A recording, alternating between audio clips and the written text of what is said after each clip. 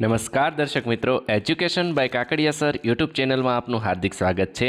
તો દર્શક મિત્રો, આજે આપણે જોઈશું કે ડીસી મોટર અને એસી મોટર માટે સ્ટાર્ટર તો કે આઈટીઆઈ ઇલેક્ટ્રિશિયન અને વાયરમેન ટ્રેડ માટે ચેપ્ટર નંબર 90। તો આ ચેપ્ટર અંતર્ગત દર્શક મિત્રો આપણે ડીસી મોટર અને એસી મોટરમાં અલગ અલગ પ્રકારના જે સ્ટાર્ટરનો ઉપયોગ થાય છે તેના વિશે આપણે ડિટેલમાં ચર્ચા કરીશું। તો દર્શક મિત્રો, ચાલો સૌપ્રથમ આપણે ડીસી મોટર સ્ટાર્ટરની વાત કરીએ। તો ડીસી મોટર જે હોય છે તેની અંદર બેક ઈએમએફ જનરેટ થતું હોય છે, તે સ્પીડના સપ્રમાણમાં હોય છે। જ્યારે આપણી મોટર સ્થિર હોય ત્યારે બેક ઈએમએફ તેની અંદર કેટલું હોય છે? શૂન્ય હોય છે। અને આર્મેચરનો અવરોધ પણ કેવો હોય છે? શૂન્ય હોય છે, જ્યારે મોટર સ્થિર હોય ત્યારની કન્ડિશન છે। ત્યાર પછી વાત કરીએ કે જ્યારે મોટરને સપ્લાય સાથે જોડવામાં આવે છે ત્યારે ઉપરોક્ત બંને કારણોસર મોટરના આર્મેચરમાંથી શું થાય છે? ફૂલ લોડ કરંટના કેટલાય ગણો કરંટ તેમાંથી પસાર થવા લાગે છે। એટલે કે મોટરનું આર્મેચર જે છે તે ગરમ થઈને બળી જવાની શક્યતા શું થતી હોય છે? વધી જતી હોય છે। તો કે આવું ન થાય તેના માટે આપણે સ્ટાર્ટિંગનો જે કરંટ જે છે તેને કંટ્રોલ કરવા માટે આર્મેચરની સિરીઝમાં આપણે શું કરીએ છીએ? તો કે બહારથી 5 થી 10 સેકન્ડ માટે રેઝિસ્ટન્સ ઉમેરવામાં આવે છે, જેથી શું થાય છે? આર્મેચરને ઓછા વોલ્ટેજ મળે છે અને પછી સ્પીડ વધતી જાય છે તેમ બેક ઈએમએફ વધતા બહારનો રેઝિસ્ટન્સ ઘટાડવામાં આવતો હોય છે અને અંતે તે કેટલો થઈ જતો હોય છે? શૂન્ય થઈ જતો હોય છે। તો આ કામ કેના દ્વારા આપણે કરતા હોઈએ છીએ? સ્ટાર્ટર દ્વારા કરવામાં આવતું હોય છે।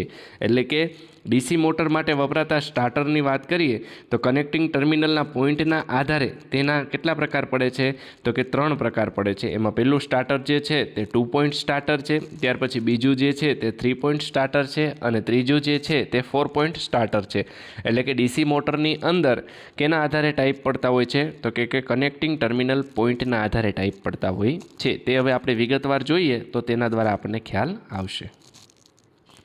તો હવે ડીસી 2 પોઈન્ટ સ્ટાર્ટરની વાત કરીએ તો કે આપણે આકૃતિમાં જોઈ શકીએ છીએ આ પ્રકારનું સ્ટાર્ટર। તો કે હવે આની અંદર જોઈએ તો કે આનો ઉપયોગ જે છે તે ડીસી સિરીઝ મોટર માટે થતો હોય છે। જે ડીસી સિરીઝ મોટર આવે તેની અંદર ડીસી 2 પોઈન્ટ સ્ટાર્ટરનો ઉપયોગ થતો હોય છે। તેની અંદર બીજું નો વોલ્ટ કોઇલ હોય છે, એટલે કે એનવીસી, જેને હોલ્ડિંગ કોઇલ પણ કહેવાતી હોય છે, આપણે આકૃતિ દ્વારા જોઈ શકીએ છીએ। ત્યાર પછી વાત કરીએ એનવીસીએ જે છે તે સ્ટાર્ટરનું શું છે? રક્ષણાત્મક ડિવાઇસ છે। એનવીસીનું ફૂલ ફોર્મ શું થાય? નો વોલ્ટ કોઇલ। હવે ત્યાર પછી આપણે વાત કરીએ કે જ્યારે સપ્લાય બંધ હોય અને ફરીથી ચાલુ થાય ત્યારે મોટર શું થાય છે? આપમેળે ચાલુ ન થઈ જાય તેની સામે આપણને શું કરે છે? આ સ્ટાર્ટર રક્ષણ આપે છે। આપણે આકૃતિની અંદર જોઈ શકીએ છીએ આ 2 પોઈન્ટ સ્ટાર્ટર જે છે તે કેવી રીતે કહેવામાં આવે છે કે આમાં 2 પોઈન્ટ હોય છે, એલ અને એફ ઉપરથી આપણને આઈડિયા આવી શકતો હોય છે। જોઈ શકીએ છીએ આપણે ડીસી સપ્લાય જે આપીએ છીએ એ લાઇન છે અને એક બીજું જે છે તે ફિલ્ડ છે, અને આના કનેક્શન ઉપરથી આપણે કહી શકીએ છીએ કે આ 2 પોઈન્ટ સ્ટાર્ટર છે। આપણે આકૃતિ ઉપરથી જોઈ શકીએ છીએ આ પ્રકારનું જે સ્ટાર્ટર જોવા મળે છે તે કેવું હોય છે? 2 પોઈન્ટ સ્ટાર્ટર હોય છે। અને ઉપર જે કનેક્ટ કરેલું છે તે શું છે? અલગ અલગ રેઝિસ્ટન્સ છે। જેમ રોટર જે સ્ટોપર જે છે તે મૂવ થશે તેમ રેઝિસ્ટન્સનું મૂલ્ય 1 થી લઈ અને 5 સુધી શું થશે? વધતું જતું હોય છે। એચ જે લખ્યું છે તે હોલ્ડિંગ પોર્શન છે, એમ જે છે તે મૂવિંગ પોર્શન છે। ત્યાર પછી આપણે બીજું સ્ટાર્ટર જોઈએ। હવે ડીસી 3 પોઈન્ટ સ્ટાર્ટર, હવે આપણને એમ થશે ઓલામાં 2 પોઈન્ટ હતું ને આમાં 3 પોઈન્ટ છે, તે કેવી રીતે આપણને ખ્યાલ આવે? તો કે આપણે આકૃતિ ઉપરથી જોઈ શકીએ છીએ આની અંદર કેટલા કોન્ટેક્ટ છે? 3 છે, એલ, એફ અને એ। એલ જે છે તે લાઇનનું છે, એફ જે છે તે ફિલ્ડ માટેનું છે, એ જે છે તે આર્મેચર માટેનું છે। તો આવા 3 અલગ અલગ કોન્ટેક્ટ છે, એના ઉપરથી આપણે કહી શકીએ કે ડીસી 3 પોઈન્ટ સ્ટાર્ટર। આપણે આકૃતિ દ્વારા આનું આખું મિકેનિઝમ પણ જોઈ શકીએ છીએ કે ડીસી સપ્લાય આપવામાં આવે છે, મેઇન સ્વિચ છે, ત્યાર પછી એલ, એફ, એ કમાન્ડ છે, ઓવરલોડ રિલીઝ કમાન્ડ છે, હોલ્ડિંગ કોઇલ છે, નો વોલ્ટ કોઇલ છે, પછી સ્ટાર્ટિંગ રેઝિસ્ટન્સ છે, તે આપણે આકૃતિ દ્વારા આપણે જોઈ શકીએ છીએ। ત્યાર પછી ડીસી 3 પોઈન્ટ સ્ટાર્ટર જે છે તે આનો ઉપયોગ જે છે તે ડીસી શન્ટ અને કમ્પાઉન્ડ મોટર માટે થાય છે। અચળ સ્પીડવાળી મોટર માટે આ પ્રકારનું સ્ટાર્ટર વપરાતું હોય છે। ત્યાર પછી તો કે તેમાં OLR એટલે કે ઓવરલોડ રિલે હોય છે। OLRનું જોડાણ આર્મેચરની કેમાં થાય છે? સિરીઝમાં થાય છે। તે મોટરને ઓવરલોડ સામે આપણને શું કરતું હોય છે? રક્ષણ આપતું હોય છે। જ્યાં વધુ વેરિયેબલ સ્પીડની જરૂર પડતી હોય ત્યાં આ સ્ટાર્ટર ના વાપરી શકાય, એટલે કે જ્યાં રેટેડ સ્પીડ કરતાં વધારે સ્પીડની જરૂરિયાત હોય ત્યાં આ પ્રકારનું સ્ટાર્ટર વાપરી શકાય નહીં। તેવી જગ્યાએ 4 પોઈન્ટ સ્ટાર્ટર વાપરવામાં આવતું હોય છે। હવે પાછું આપણે જોઈએ 4 પોઈન્ટ સ્ટાર્ટર કોને કહેવાય? હવે DC 4 પોઈન્ટ સ્ટાર્ટર, હવે આકૃતિમાં આપણે જોઈ શકીએ છીએ કે આની અંદર 2 L કમાન્ડ આવી જાય છે, એક L છે, એક L' છે, એક F છે અને એક A છે. તો આના ઉપરથી આપણને ખ્યાલ આવી જાય કે આ કેવું સ્ટાર્ટર છે, DC 4 પોઈન્ટ સ્ટાર્ટર. તો કે આની અંદર શું હોય છે, તો કે આ DC શન્ટ અને DC કમ્પાઉન્ડ મોટર માટે વપરાતું હોય છે. જ્યાં વધારે સ્પીડ પરિવર્તનની શક્યતા હોય ત્યાં આ પ્રકારનું સ્ટાર્ટર વપરાતું હોય છે. બાકી બધું ઇમેજ આપણે આગળની જે જોઈ DC 3 પોઈન્ટ સ્ટાર્ટર એ પ્રમાણેનું જ હોય, પણ આમાં એક અલગથી એક્સ્ટ્રા શું થયેલું હોય છે કે 2 L કોન્ટેક આવેલા હોય છે. એટલે ટોટલ કેટલા કોન્ટેક થઈ જતા હોય છે, 4 થઈ જતા હોય છે. એટલે DC 4 પોઈન્ટ સ્ટાર્ટર કહેવામાં આવતું હોય છે. તો આ થઈ ગયા દર્શક મિત્રો આપણા DC મોટર માટેના સ્ટાર્ટર. ત્યાર પછી હવે વાત કરીએ ઇન્ડક્શન મોટર માટેના સ્ટાર્ટરની. ઇન્ડક્શન મોટર એટલે કે AC મોટર માટેના સ્ટાર્ટર. તો કે AC મોટરના સ્ટાર્ટરની જ્યારે વાત કરવામાં આવે ત્યારે સૌપ્રથમ પહેલું આવે છે DOL સ્ટાર્ટર. DOL સ્ટાર્ટર એટલે શું થાય, ડાયરેક્ટ ઓનલાઈન સ્ટાર્ટર. હવે આ સ્ટાર્ટર વિશે વાત કરીએ તો કે આ સ્ટાર્ટર જે છે તે લાઇન વોલ્ટેજને ઓછા કર્યા વગર મોટરને લાઇન સાથે જોડતું હોય છે.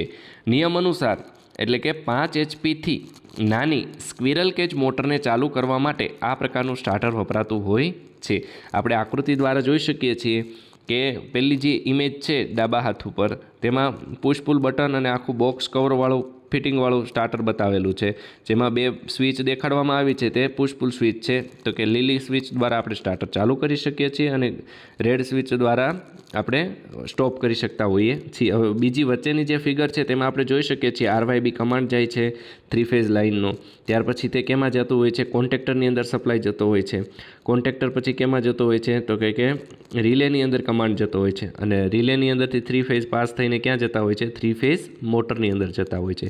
ત્યાર પછી આપણે આ જે પોર્શન જોઈ શકીએ છીએ NO એવું લખેલું છે, તેમાં મેગ્નેટિક કોઇલને એ વસ્તુ લખેલી છે. તો કે એ બધા કમાન્ડ કેના છે, તો કે NO અને NC દ્વારા આપણે શું કરતા હોઈએ છીએ, સ્ટાર્ટરને આપણે કોન્ટેક્ટરને હોલ્ડ કરી શકતા હોઈએ છીએ સ્વિચ દ્વારા.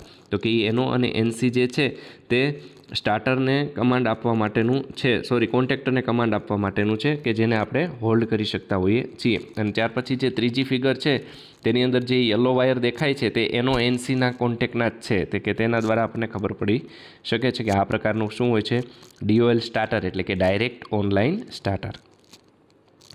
ત્યાર પછી વાત કરીએ કે સ્ટાર ડેલ્ટા સ્ટાર્ટર. જ્યારે સ્ટાર્ટિંગ કરંટ ઓછો કરવા માટે મોટરને ઓછા વોલ્ટેજ આપવા માટે સ્ટાર ડેલ્ટા સ્ટાર્ટરનો ઉપયોગ થતો હોય છે. સ્ટાર્ટિંગ સમયે મોટરને થોડા સમય માટે સ્ટારમાં અને પછી ડેલ્ટામાં ચલાવવા માટેની વ્યવસ્થા હોય છે. મોટરને સ્ટારમાં ચલાવવાથી સ્ટાર્ટિંગમાં દરેક વાઇન્ડિંગને ફેઝ વોલ્ટેજ જેટલા ઓછા વોલ્ટેજ મળે છે. એટલે કે દાખલા તરીકે 440 વોલ્ટનો સપ્લાય વોલ્ટેજ હોય તો 440/√3 જ વોલ્ટેજ મળે છે. એટલે કે સ્ટાર્ટિંગની અંદર મોટરને વોલ્ટેજ કેવા મળે છે કે ઓછા વોલ્ટેજ મળતા હોય છે, જેથી મોટરનો સ્ટાર્ટિંગમાં કરંટ પણ કેવો હોય છે, ઓછો હોય છે. નિયમ મુજબ 5 HPથી લઈ 20 HP સુધીની મોટરને ચાલુ કરવા માટે સ્ટાર ડેલ્ટા સ્ટાર્ટરનો ઉપયોગ થતો હોય છે. તો કે HP રેટિંગ પ્રમાણે અલગ અલગ પ્રકારના આપણે સ્ટાર્ટર જે છે તે યુઝમાં લેતા હોઈએ છીએ. હવે સ્ટાર ડેલ્ટા સ્ટાર્ટરની આપણે ઇમેજ જોઈ લઈએ કેવા પ્રકારની હોય છે. તો કે સૌપ્રથમ આપણે ડાબી બાજુની ઇમેજ જોઈએ તો કે તેમાં control wiring of star delta starter જોઈ શકીએ છીએ આપણે કે થર્મલ ઓવરલોડ રિલે છે, સ્ટોપ કમાન્ડ છે, સ્ટાર્ટ કમાન્ડ છે, કોન્ટેક્ટર છે. આની અંદર પણ કોન્ટેક્ટર આવે અને રિલે આવે.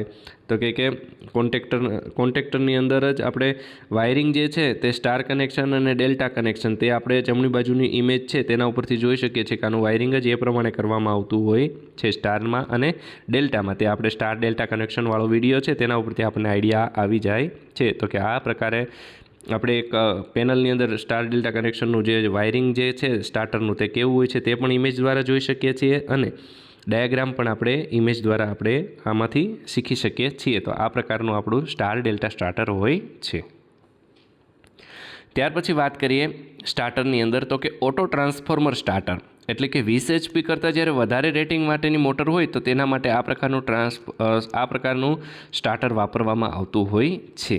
આપણે આકૃતિ દ્વારા જોઈ શકીએ છીએ કે 3 ફેઝ સ્ટાર્ટ કમાન્ડ જે છે તે ક્યાંથી જતો હોય છે તો કે ઓટો ટ્રાન્સફોર્મરની અંદર જતો હોય છે. ઓટો ટ્રાન્સફોર્મરમાંથી પછી સપ્લાય ક્યાં જતો હોય છે તો કે સ્ટાર્ટર વાઇન્ડિંગની અંદર જતો હોય છે અને ત્યાર પછી રોટરને મળતો હોય છે. તો કે મોટરને સ્ટાર્ટિંગમાં ટેપિંગવાળા ટ્રાન્સફોર્મર દ્વારા ઓછા વોલ્ટેજ આપવામાં આવે છે, જેથી કરીને આપણું મોટર જે છે તે ફૂલ લોડ કરંટ ઉપર આવે નહીં અને આપણું મોટરનું વાઇન્ડિંગ સેફ થઈ જાય. ત્યાર પછી વાત કરીએ એસી મોટર સ્ટાર્ટરની અંદર છેલ્લું છે રોટર રેઝિસ્ટન્સ સ્ટાર્ટર. હવે રોટરની અંદર શું હોય છે કે બાહ્ય રેઝિસ્ટન્સ દાખલ કરીને સ્ટેટરને સપ્લાય આપવામાં આવે છે. આપણે આકૃતિમાં જોઈ શકીએ છીએ રોટર રેઝિસ્ટન્સ સ્ટાર્ટરની અંદર કઈ રીતનું હોય છે, તો કે આપણે સ્ટેટર જે છે અને રોટર છે. હવે રોટરની અંદર આપણે જોઈ શકીએ છીએ ઉપર એક્સટર્નલ રિહોસ્ટેટ કનેક્ટ કરેલા છે. તો કે તેના દ્વારા આપણે શું કરી શકીએ છીએ, તો કે બાહ્ય રેઝિસ્ટન્સ દાખલ કરી અને શું કરી શકીએ છીએ, રોટરમાં બાહ્ય રેઝિસ્ટન્સ દાખલ કરી અને સ્ટેટરને સપ્લાય આપવામાં આવતો, કે આપણે એક્સટર્નલ રેઝિસ્ટન્સનો ઉપયોગ કરી અને આપણે શું કરીએ છીએ, સપ્લાય આપવામાં આવતો હોય છે. રેઝિસ્ટન્સ વચ્ચે એડ થઈ જાય તો એના કારણે શું થતું હોય છે, તો કે વોલ્ટેજ જે છે તે એના ઘટી જતા હોય છે અને વીજ પ્રવાહ પણ શું થતો હોય છે, એના ઘટી જતા હોય છે. હવે મોટર જેમ જેમ ગતિમાં આવે છે તેમ તેમ બાહ્ય રેઝિસ્ટન્સ આપણે શું કરતા હોઈએ છીએ, દૂર કરી દેતા હોઈએ છીએ. તો કે આ સ્ટાર્ટર જે છે તે સ્લિપ રિંગ ઇન્ડક્શન મોટર માટે જ વપરાતું હોય છે. તો કે સ્લિપ રિંગ ઇન્ડક્શન મોટર જે છે તેના માટે રોટર રેઝિસ્ટન્સ સ્ટાર્ટરનો ઉપયોગ થતો હોય છે. તો કે આ પ્રમાણે આપણા દરેક મોટરના સ્ટાર્ટરની આપણે ચર્ચા કરી. તો દર્શક મિત્રો, આપણે આ વિડીયો દ્વારા ડીસી મોટર સ્ટાર્ટર અને એસી મોટર સ્ટાર્ટરનો સંપૂર્ણ અભ્યાસ કર્યો. તો દર્શક મિત્રો, આપને અમારો આ વિડીયો પસંદ આવે તો અમારી આ ચેનલને લાઇક, સબસ્ક્રાઈબ અને શેર કરવા વિનંતી.